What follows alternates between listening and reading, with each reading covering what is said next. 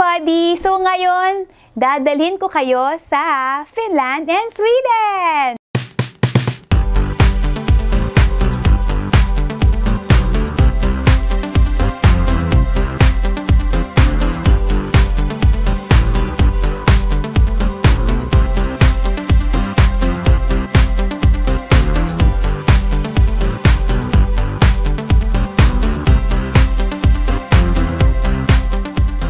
Kasi naging tradition na ng family namin na mag-out of the country kami.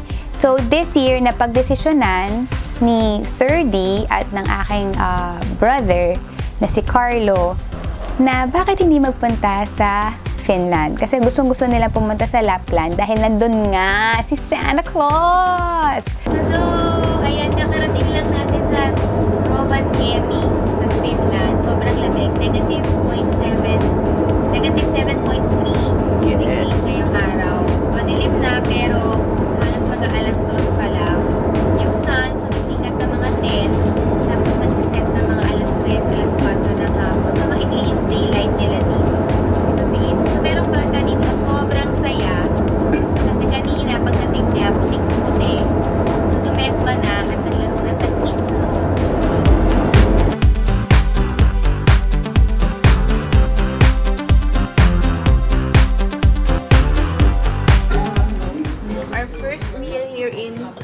Rovaniemi.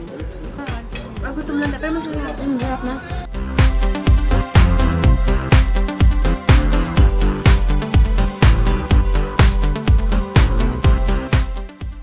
Yung first stop ng tour namin, pumunta kami sa Arctico Museum sa Rovaniemi. So, it's a museum kung saan sino-showcase nila yung mga makikita sa Finland. Dumiretso kami ng Kemi. Part ng tour namin is yung mag-visit kami dapat ng Snow Castle. Ang problema, na-cancel yung tour sa kadahilanan na during the time na nandoon kami, nung December, they didn't have enough ice. Pero yun, negative 9, punong-puno ng yelo sa paligid, pero hindi pa enough yung yelo. Paano? Pwede pa ka-explain? Ano yung enough? Kinahaponan, nagpunta naman kami ng Karlsborg. Ano yun? Parang, siguro mga 2.5 hours away yon from Kemi. And ano na siya?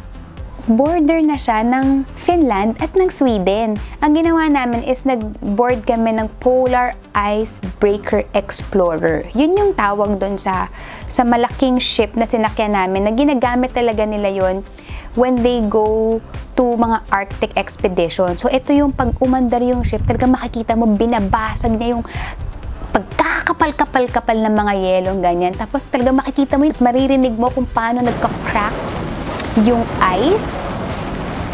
Binigyan kami ng chance na mag-swim sa Gulf of Bothnia. So, at first, parang kinakabahan ako.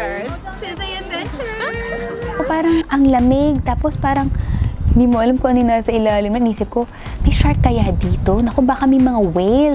O baka pag yung mga napapanood ko sa National Geographic. Parang I just, parang realize na parang it's now or never, once in a lifetime experience na hindi ko naman alam kung kailan ulit kami makakabalik ng Finland. And that's actually that part of Finland. Sabi ko, okay, bahala na si Batman, go! And then, wala na. Pagdating mo doon, lusong ka na lang sa tubig. Parang no turning back na. And, ang saya, kasi parang, it's something na parang grabe na hindi ko talaga naisip sa buong buhay ko na magagawa ko. Hindi nga siya part ng bucket list. Pero ngayon, kahit di siya part ng bucket list, ilalagay ko na rin siya sa bucket list. Diba? Parang, tada!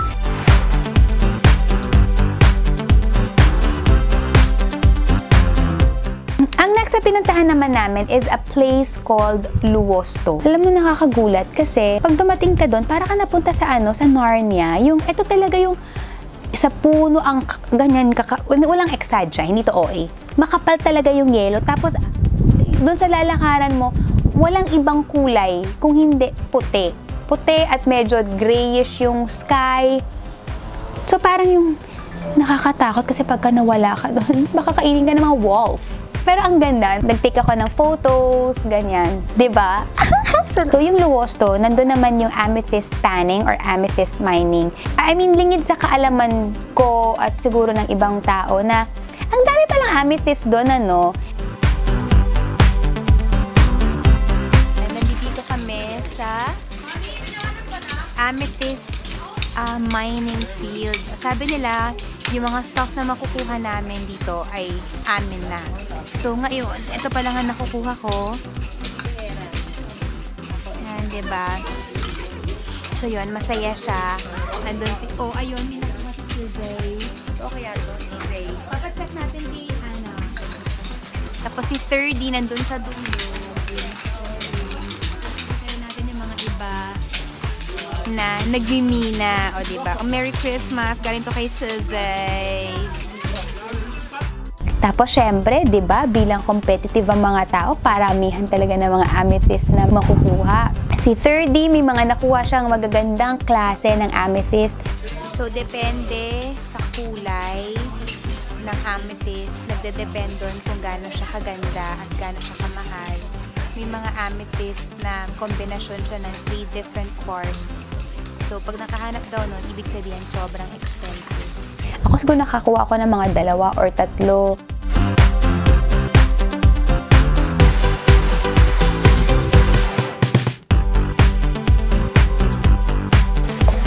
Nagmimina ng ginto. Baka ito na mag-aahon sa atin sa kahirapan. Meron kaming outdoor museum na pinuntahan, parang Sami Nature Center yung pangalan niya. Lalakad ka, tapos makikita mo doon yung kumpanya, yung way of life nila before. And then, meron silang parang courthouse na maliit lang, tapos gawa sa log. And then, sabi nila yung punishment before sa mga mahuhuli na kunyari nagnakaw ng reindeer or may nagawang hindi maganda is itatali nila doon, nilalash nila.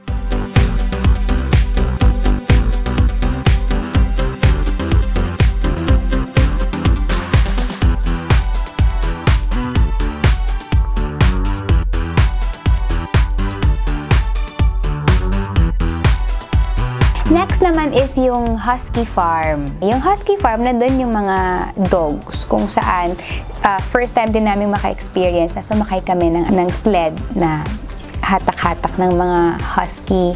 Nakakatuwa yung mga aso, ang gaganda nila, yung coat nila, yung ang kakapal, tapos ang lalakas nila. Yung next na pinuntahan namin, yung Reindeer Farm. So sa Reindeer Farm, kasama dun sa tour yung papakainin mo yung reindeer. Tapos, bukod sa papakainin mo yung reindeer, Rudolph the red-nosed reindeer and a very shiny nose. And if you ever... Alam mo, ang sarap ng tsaa nila dun yung tea na gawa sa berry. Grabe, so sobrang excited kami. Talagang sinetap ko yung camera ko. Nagpaturo ako sa DOP namin, si Dex. Dex, turuan mo ko paano to aayusin. So, everything was set. Ready na. Napunta kami sa Inari. Ang ganda ng sky. It was so clear. Ang daming stars. The weather was good. Parang condition was perfect. Kaso isa lang talaga yung naging problema. Si Madam Aurora, hindi nagpakita. Sa ending, inalat kami, di ba? So, 3 oras kami ikot-ikot, hanap-hanap, chasing Aurora Borealis. Wala naman kaming nakita. Hindi lang naman nakasalalay kay Aurora yung pagka-happy nung trip namin, di ba? Hi! 1, 2, 3. Stockholm starts here! Cheers!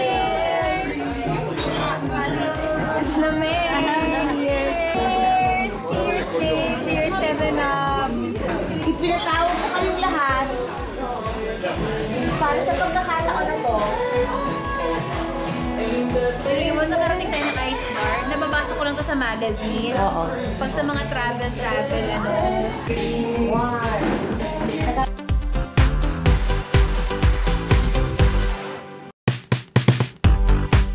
So, nasa City Hall tayo ngayon ng Sweden. At isa to sa mga tourist spots nila. Ang ganda, ang lakas makasosyal ng City Hall, guys, kasi para siyang palasyo. Tapos si Alfred Nobel, yung, alam niyo pag narinig yung mga Nobel Peace Prize, doon siya ginagawa. May hall doon kung saan sila nagkakaroon ng dinner and kung saan ina-awardan yung mga Nobel Prize winners. Sabi nila, doon sa City Hall din na yun, pwede kang magpakasal kasi nga naman may mahabang hallway doon.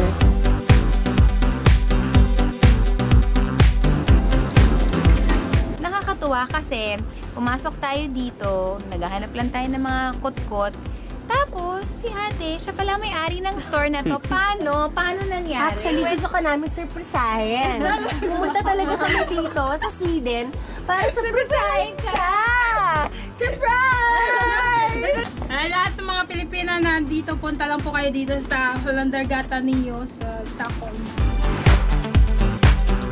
Sino man mag-aakala na makakarating tayo ng Stockholm sa Sweden? Samantalang dati, nung maliliit pa tayo, kuya, iniisip lang natin sumakay ng eroplano. We are now here at the... Where are we? At the outside museum. Outside museum. Meron kaming isang pinuntahan doon, yung Vasa Museum. So, nandun yung Vasa Galleon na ang ginawa nila, ito yung ship na nag-sink parang during the, parang 16th century. Napakaganda, napakalaki ng ship. Gawa siya sa wood. Pero napaka-intricate nung details ng pagkakagawa. Nagpunta rin kami sa isang outdoor museum. Ang tawag sa kanya is yung Skansen. Napakalaki niya. Parang na rin siyang zoo, pero museum siya. It's more of parang a nature museum kasi ang makikita mo doon mga animals and mga insects na endemic sa Sweden. Pero ang pinaka hindi ko makakalimutan is yung encounter ko with a tarantula.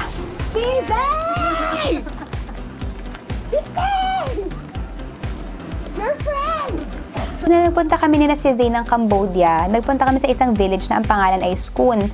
It's the village of spiders. Ito talaga yung mga tao, yung nilalabas yung yung mga tarantula sa pocket.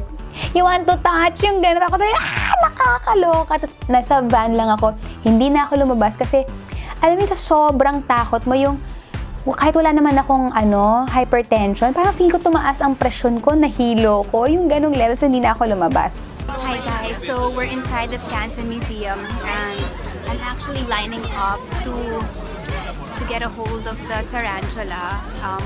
For those of you who know, I'm arachnophobic, as in siya talaga yung greatest fear ko of all. And today I have decided to just really, hold and pet a tarantula. 2018 was a year of conquering fears for me. And then I will carry that over to 2019 in my 36 years of existence. As in, ngayon lang talaga ako nakalapit ng ganong klase sa spider, and I am proud of myself. It's something that I've never thought na kaya kong gawin sa buong buhay ko, and I just realized na minsan may mga bagay talaga tayo sa buhay natin na kaya naman nating gawin, pero fear is a liar na pinipigilan tayo, hinihinder tayo para i-push natin yung mga sarili natin sa mga bagay na gusto talaga nating gawin. So, this time, I didn't listen to my fears, I didn't give in to my fear, pero I mustered all the courage that I had and, touch that, tarantula. Ayan guys, sana na-enjoy ninyo yung short trip namin sa Finland and sa Sweden. Sana kahit papano, na-experience din ninyo through this vlog yung mga bagay na na-experience namin doon. Again, maraming salamat sa lahat ng mga tao na nanood ng ating 4th vlog. Thank you. At sa lahat ng mga nag-subscribe. And tell your friends about the vlog. Para sa mga hindi pa nakaka-nood, nakaka-subscribe, click subscribe, like, and turn on the notification button para each and every time may mga bagong i-upload, kumbaga notified kayo at nakakasunod kayo. So, thank you very much everybody, and watch out pa sa mga susunod nating mga travel vlogs. Thank you! Have a nice day, and God bless you all!